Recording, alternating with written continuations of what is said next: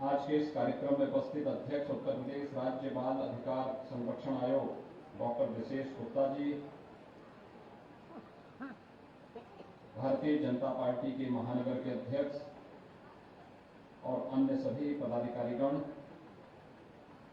उपस्थित आज के इस कार्यक्रम में मुरादाबाद विकास प्राधिकरण के अध्यक्ष मंडलायुक्त मुरादाबाद, यहाँ के जिलाधिकारी, विकास प्राधिकरण के उपाध्यक्ष समेत सभी, यहाँ के नगर आयुक्त समेत सभी अधिकारी और उपस्थित सभी लाभार्थी भाइयों बहनों, आज का दिन अत्यंत महत्वपूर्ण है जब प्रधानमंत्री आवास योजना और एफोर्डेबल हाउसिंग स्कीम के अंतर्गत यहां पर चल रही 6 आवासीय परियोजनाओं में से लाभार्थी परिवारों को आवासों का आवंटन आज यहां पर हो रहा है। मैं इस अवसर पर इस आवासीय सुविधा का लाभ प्राप्त करने वाले सभी लाभार्थियों को प्रदेश सरकार की ओर से हृदय से बधाई देता हूं। आप सबको राज्य सरकार की ओर से ये दीपावली का एक विशेष उपहार है और इस दीपावली के विशेष उपहार के लिए आप सबको राज्य सरकार की ओर से हृदय से बधाई और मंगल में शुभकामनाएं। आप सब जानते हैं कि उत्तर प्रदेश में सरकार आने के पहले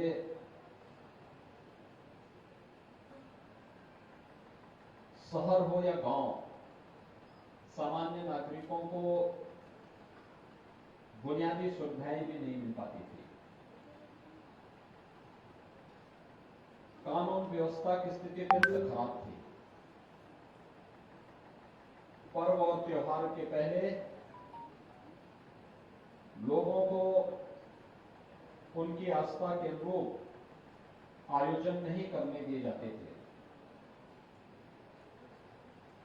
न बिजली आती थी, न चलने के लिए सड़क ठीक थी, न पेयजल की व्यवस्था थी, न स्वास्थ्य की सुविधा थी।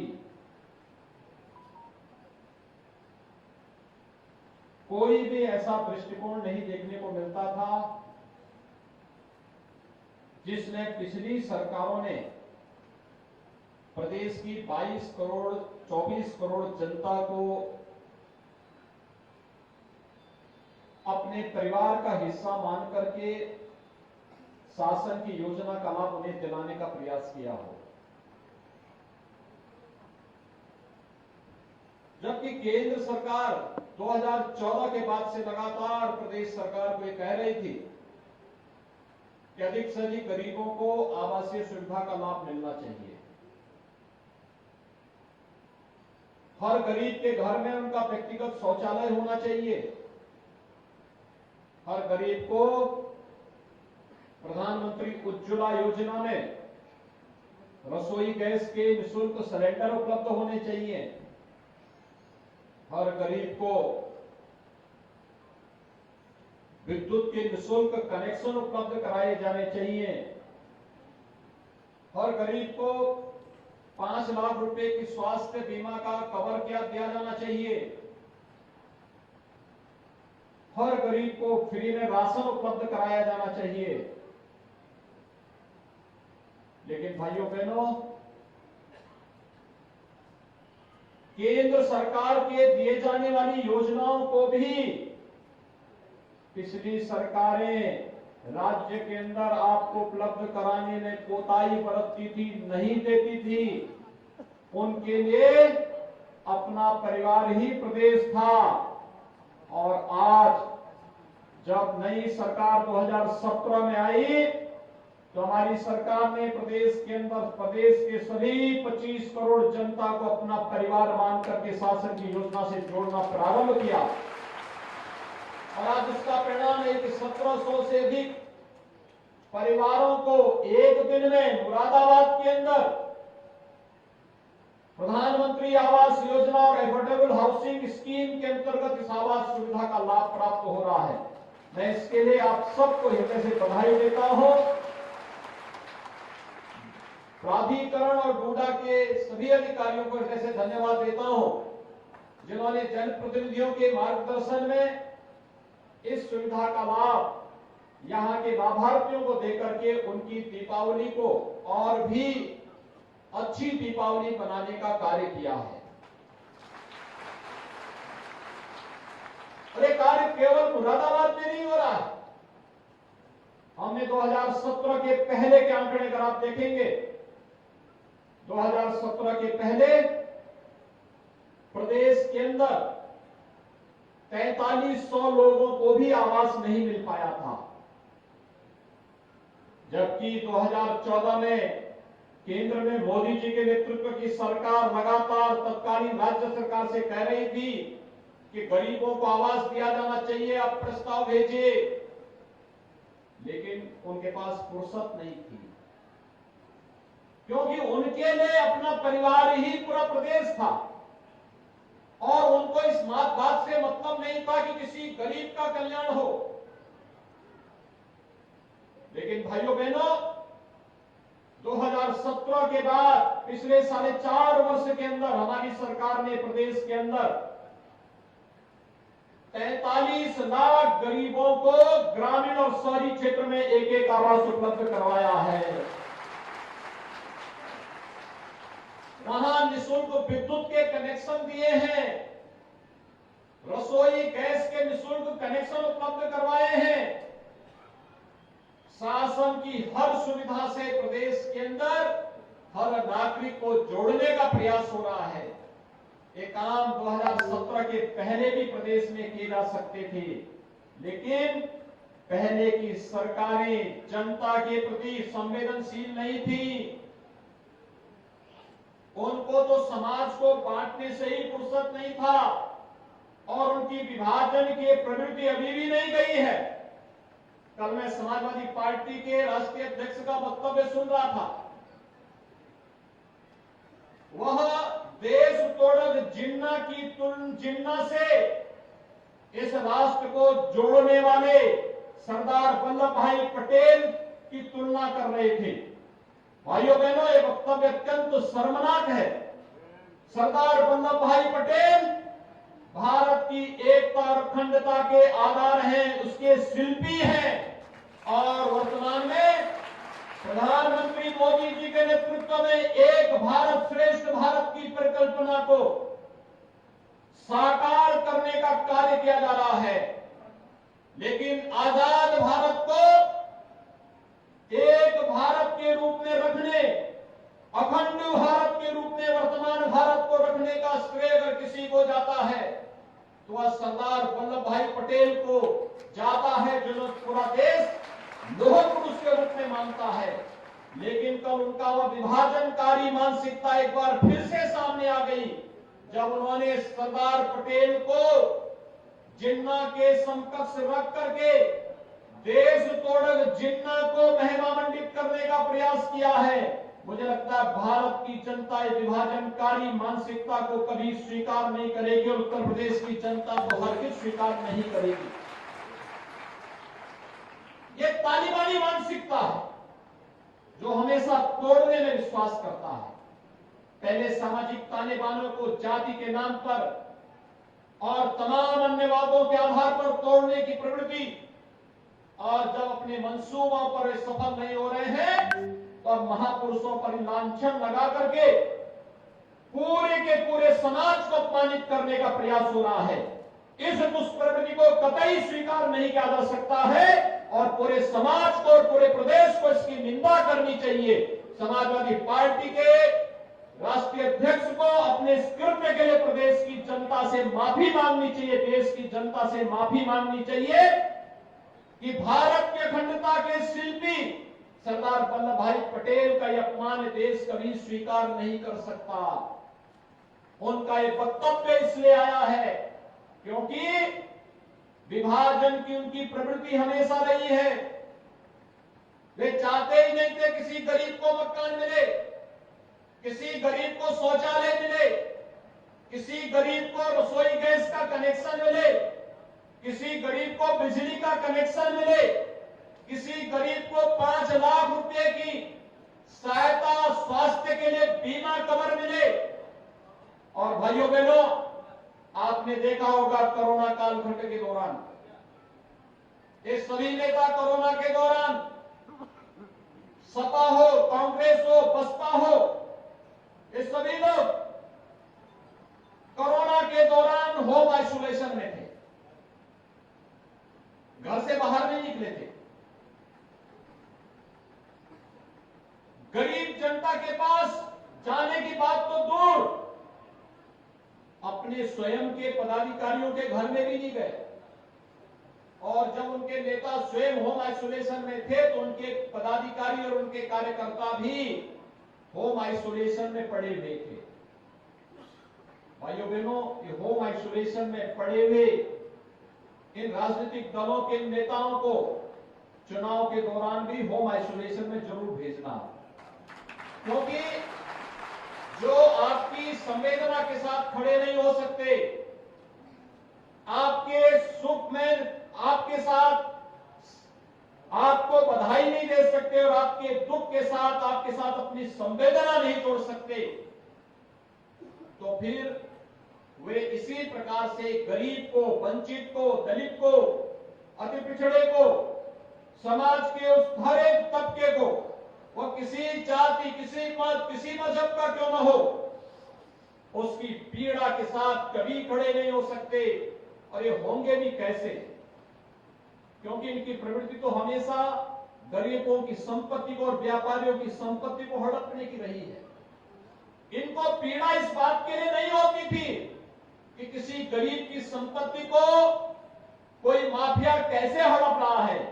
इनको पीड़ा तब होती है जब प्रदेश सरकार किसी माफिया के द्वारा हड़पी गई जमीन पर बुलडोजर चलाने का कार्य करती है, तब इन नेताओं को बुरा लगता है। लेकिन भाइयों बहनों, 2017 के बाद प्रदेश सरकार ने अपराध और अपराधियों के प्रति जीरो टॉलरेंस की नीति के साथ कार्य करना प्रारंभ किया।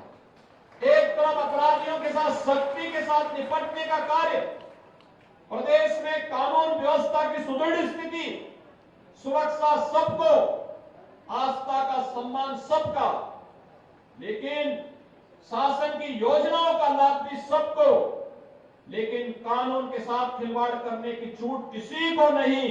और शासन की इस व्यवस्था का परिणाम है उत्तर प्रदेश तेजी के साथ हर एक क्षेत्र में आगे बढ़ता हुआ दिखाई दे रहा है। मुरादाबाद इस मामले में अनेक किस्से मायने रखता है।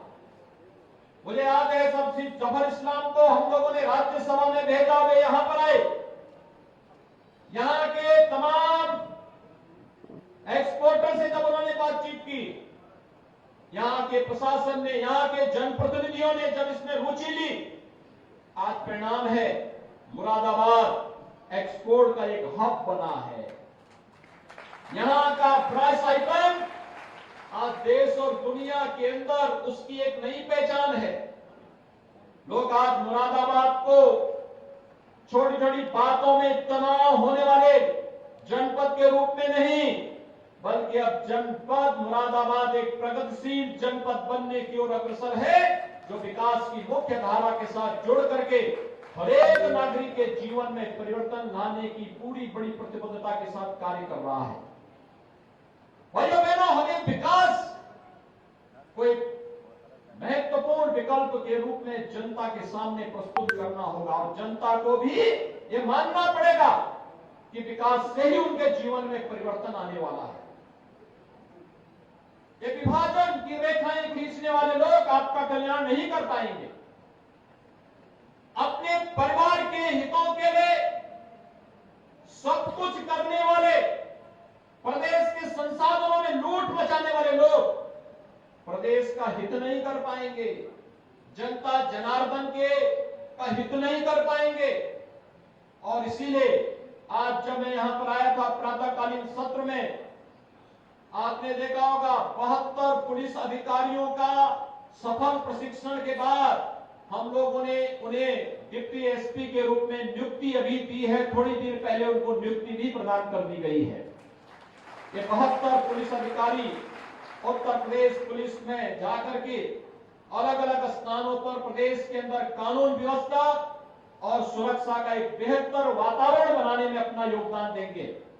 तो दूसरे कार्यक्रम में मुझे आना पड़ा है।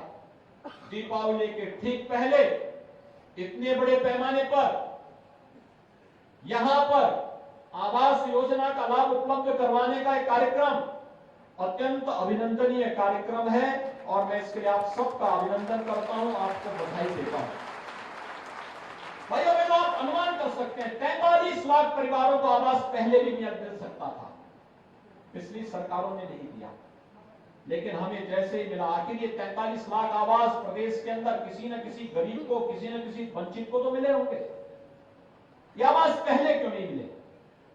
ग्रामीण क्षेत्र में 1,20,000 रुपए, सामान्य जनपदों में 1,30,000 रुपए, नक्सल प्रभावित जनपदों में 12,000 रुपए शौचालय के लिए अलग से और 90 दिन की मनरेगा की मजदूरी के बराबर राशि भी उस परिवार को उपलब्ध करवाई जाती है।